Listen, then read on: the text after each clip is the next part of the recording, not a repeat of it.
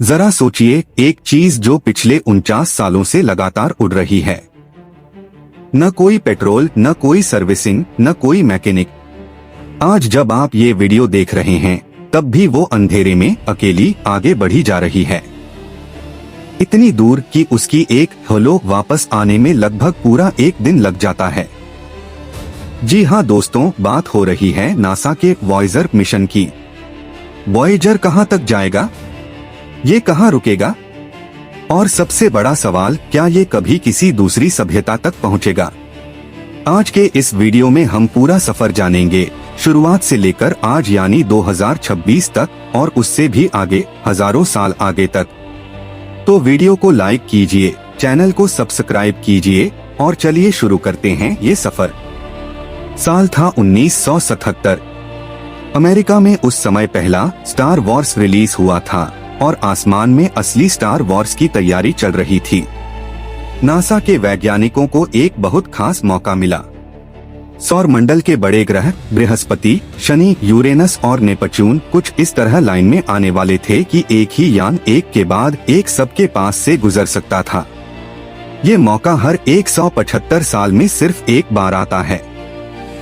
इस विचार को नाम मिला ग्रैंड टूर। शुरुआत में योजना थी कि 4 अलग अलग यान भेजे जाएं, लेकिन बजट की वजह से इसे 2 यानों तक सीमित कर दिया गया। इन्हीं 2 यानों को नाम मिला वॉयेजर 1 और वॉयेजर 2। हर यान का वजन करीब 825 किलोग्राम था और दोनों में 16 छोटे थ्रस्टर लगे थे जो यान की दिशा को बेहद सटीक तरीके से नियंत्रित करते थे। इन्हीं की मदद से यान अपने कैमरे और एंटीना को सही दिशा में रख पाता था। मजे की बात यह है कि वॉयेजर 2 पहले लॉन्च हुआ था 20 अगस्त 1977 को और वॉयेजर 1 उसके 16 दिन बाद 5 सितंबर को। लेकिन वॉयेजर 1 को एक छोटा तेज रास्ता दिया गया तो वो अपने बड़े भाई वॉयेजर 2 से आगे निकल गया। आज वॉयेजर 1 वॉयेजर 2 से करीब 2 किलोमीटर प्रति सेकंड ज्यादा तेजी से यात्रा कर रहा है और कई अरब किलोमीटर आगे भी है। सोचिए, 1977 की टेक्नोलॉजी, उस जमाने के ऑनबोर्ड कंप्यूटर की मेमोरी आज के एक साधारण स्मार्टफोन से लगभग 30 लाख गुना कम थी और इसी छोटी सी मशीन ने आने वाले 50 सालों में इतिहास रच दिया। चलिए अब चलते हैं उस असली सफर पर। मार्च 1979 में वॉयेजर 1 बृहस्पति के बादलों से सिर्फ 3.5 लाख किलोमीटर दूर से गुजरा। इस दौरान इसने बृहस्पति के मशहूर ग्रेट रेड स्पॉट यानी लाल विशाल तूफान की बेहद करीबी तस्वीरें भेजी। लेकिन सबसे बड़ी खोज हुई बृहस्पति के चांद आयो पर।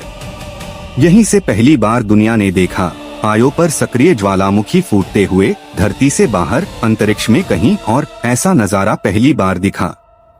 पृथ्वी के अलावा किसी और खगोलीय पिंड पर सक्रिय ज्वालामुखी मिलना ये इंसानी इतिहास का पहला पल था। वैज्ञानिकों की टीम इस खोज को देखकर हैरान रह गई थी, क्योंकि इससे पहले माना जाता था कि सिर्फ पृथ्वी ही इतनी भूगर्भीय रूप से सक्रिय हो सकती है।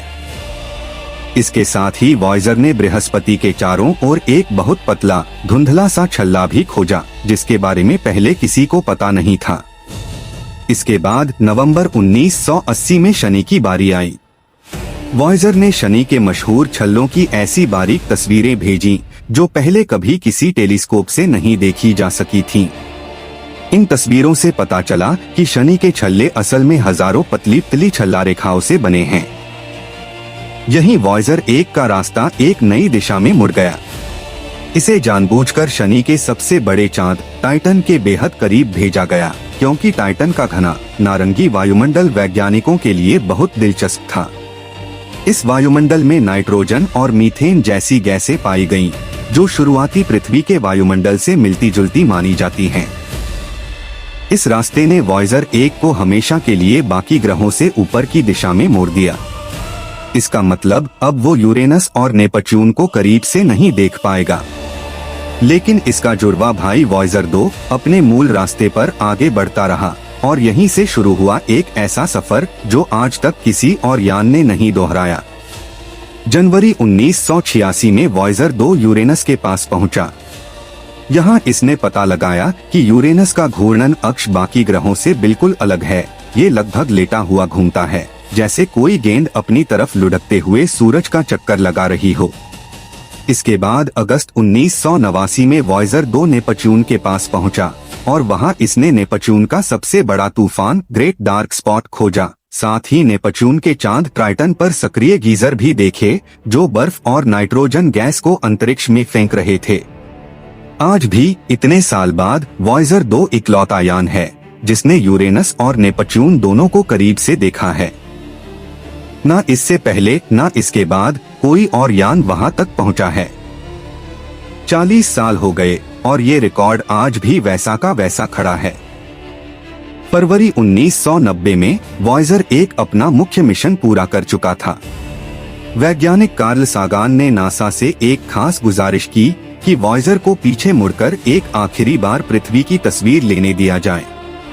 करीब 6 अरब किलोमीटर की दूरी से वॉयजर 1 ने कैमरा घुमाया और जो तस्वीर आई उसमें पृथ्वी सिर्फ एक छोटे से हल्के नीले बिंदु जैसी दिखी, सूरज की रोशनी की एक किरण के बीच एक धूल के कण जितनी छोटी। कार्ल सागान ने बाद में लिखा था कि इस एक तस्वीर में हमारे सारे राजा, हमारी सारी उपलब्धियां, हमारी सारी खुशियां, सब कुछ उसी एक छोटे बिंदु पर समाया हुआ है। इसी वजह से इस तस्वीर को नाम मिला पेल ब्लू डॉट। आज भी ये इंसानी इतिहास की सबसे मशहूर अंतरिक्ष तस्वीरों में से एक मानी जाती है और इसी नाम से कार्ल सागान ने बाद में एक पूरी किताब भी लिखी। लेकिन वॉयजर सिर्फ कैमरे और सेंसर लेकर नहीं गया था, उसके साथ एक सोने के रंग की डिस्क भी लगाई गई जिसे कहते हैं गोल्डन रिकॉर्ड। इस रिकॉर्ड में 115 तस्वीरें हैं जो पृथ्वी की जिंदगी को दिखाती हैं, हमारे शहर, हमारे परिवार, हमारी खेती, हमारा खाना। इसमें 55 से ज्यादा भाषाओं में नमस्ते रिकॉर्ड किया गया है, जिसमें एक भाषा हिंदी भी शामिल है। साथ ही धरती की प्राकृतिक आवाजें भी हैं, बारिश की आवाज, हवा की सरसराहट, पक्षियों की चहचहाहट और समंदर की लहरें। और करीब 90 मिनट का संगीत भी इसमें रिकॉर्ड किया गया, जिसमें बीथोवन की सिम्फनी से लेकर भारतीय शास्त्रीय संगीत और चक बेरी का मशहूर गाना जॉनी बी गुड तक शामिल है। सोचिए, अगर कभी लाखों साल बाद कोई और सभ्यता इसे खोजे तो उसे पता चलेगा कि यहाँ इस छोटे से नीले ग्रह पर कभी हम भी थे। हमने भी प्यार किया, गाना गाया और तारों को देखकर सोचा, क्या हम अकेले हैं? इस रिकॉर्ड को चुनने वाली टीम की अगुवाई कार्ल सागान ने ही की थी। उन्होंने इसे बुलाया था। बोतल में डाला गया एक संदेश ब्रह्मांड के समंदर में इस रिकॉर्ड के साथ एक सुई और उसे बजाने के निर्देश भी सोने की प्लेट पर बनाए गए हैं, ताकि कोई भी सभ्यता इसे समझ सके और सुन सके। अब बात करते हैं उस पल की जो वॉयजर को एक अलग ही मुकाम देता है। 25 अगस्त 2012 को वॉयजर 1 ने हीलियोपॉज नाम की सीमा पार की। ये वो जगह है जहां सूरज की सौर हवाएं खत्म होती हैं और तारों के बीच का असली अंतरिक्ष शुरू होता है। वॉयजर 1 इंसानों का बनाया पहला यान बना जो हमारे सौर मंडल के बुलबुले से बाहर निकला। 6 साल बाद नवंबर 2018 में वॉयजर 2 भी इसी सीमा को पार कर गया। इस सीमा को पार करते ही दोनों यानों ने कुछ हैरान करने वाली जानकारी भेजी। तारों के बीच का चुंबकीय क्षेत्र वैज्ञानिकों की सोच से कहीं ज्यादा मजबूत निकला और हीलियोपॉज के पास एक बहुत गर्म प्लाज्मा की परत भी मिली, जिसका तापमान 30,000 से 50,000 डिग्री केल्विन तक मापा गया। आज ये दोनों अकेले 2 यान हैं जिन्होंने हमारे सौर मंडल के बाहर तारों के बीच की असली दुनिया को छुआ है और वहां से सीधे डेटा भेज रहे हैं। अब आते हैं आज की बात पर। 2026 में वॉयजर कहाँ है? वॉयजर 1 अभी पृथ्वी से करीब 25 अरब किलोमीटर दूर है, यानी करीब 172 एस्ट्रोनॉमिकल यूनिट। एक एस्ट्रोनॉमिकल यूनिट यानी पृथ्वी और सूरज के बीच की दूरी। और वॉयजर 2 करीब 21 अरब किलोमीटर दूर है, यानी लगभग 142 एस्ट्रोनॉमिकल यूनिट पर। इतनी दूरी पर एक रेडियो सिग्नल को वॉयजर 1 तक पहुंचने में करीब 23.5 घंटे लगते हैं और जवाब वापस आने में उतना ही समय। और यानी नासा जब वॉयजर से गुड मॉर्निंग कहता है तो जवाब लगभग 2 दिन बाद मिलता है। और यहाँ एक बड़ी बात है, नवंबर 2026 में यानी बस कुछ ही महीनों में वॉयजर एक ऐतिहासिक पड़ाव छूने वाला है।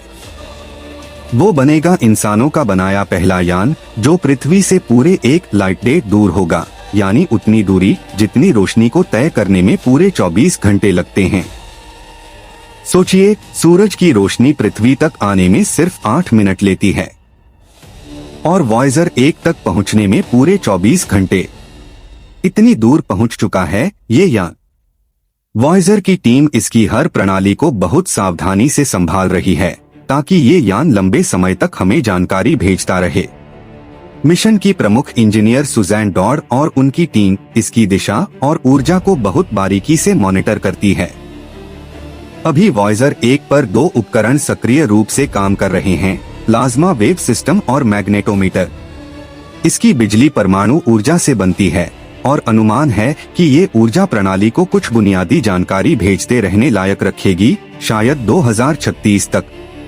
सोचिए, 49 साल पुरानी एक मशीन आज भी दिन रात अंधेरे में हमें डेटा भेज रही है, सिर्फ 160 बिट्स प्रति सेकंड की रफ्तार से, जो पुराने डायल अप इंटरनेट जितनी है। फिर भी लगातार अपना काम कर रही है। अब आखिरी और सबसे दिलचस्प सवाल, वॉयजर आगे कहाँ जाएगा? अगले करीब 300 साल में वॉयजर 1 ऊर्ट क्लाउड नाम के इलाके में पहुंचेगा। ये हमारे सौर मंडल के चारों ओर बर्फीले पत्थरों का एक विशाल गोलाकार खोल है और इसे पूरी तरह पार करने में वॉयजर को लगेंगे करीब 30,000 साल। फिर करीब 40,000 साल बाद वॉयजर 1 गीजे 445 इंच नाम के एक तारे के पास से गुजरेगा। ये तारा आज पृथ्वी से करीब 17 प्रकाश वर्ष दूर है और वो भी हमारी तरफ बढ़ रहा है, करीब 119 किलोमीटर प्रति सेकंड की रफ्तार से। वहीं वॉयजर 2 भी अपने ही रास्ते पर आगे बढ़ता रहेगा और करीब 42,000 साल बाद रॉस 248 इंच नाम के एक तारे के पास से गुजरेगा। सोचिए, जब तक ये यान उन तारों के पास पहुंचेंगे, इंसान शायद एक बिल्कुल अलग सभ्यता बन चुका होगा। लेकिन वॉयजर वहां होगा, खामोश, फिर भी अपने साथ लिए हुए, हमारी आवाजें, हमारी तस्वीरें, हमारा संगीत। यानी वॉयजर किसी ग्रह पर नहीं उतरेगा, वो बस हमेशा के लिए तारों के बीच यात्रा करता रहेगा। नासा खुद कहता है कि वॉयजर शायद हमेशा के लिए आकाशगंगा में घूमते रहेंगे। तो दोस्तों, वॉयजर की कहानी सिर्फ एक स्पेसक्राफ्ट की कहानी नहीं है। ये कहानी है इंसान की उस जिज्ञासा की जो कहती है, मुझे पता करना है वहाँ आगे क्या है। 1977 में लॉन्च हुआ एक छोटा सा यान आज 49 साल बाद भी हमें रास्ता दिखा रहा है और शायद हजारों साल बाद किसी और सभ्यता को भी बताएगा कि यहाँ कभी हम भी थे।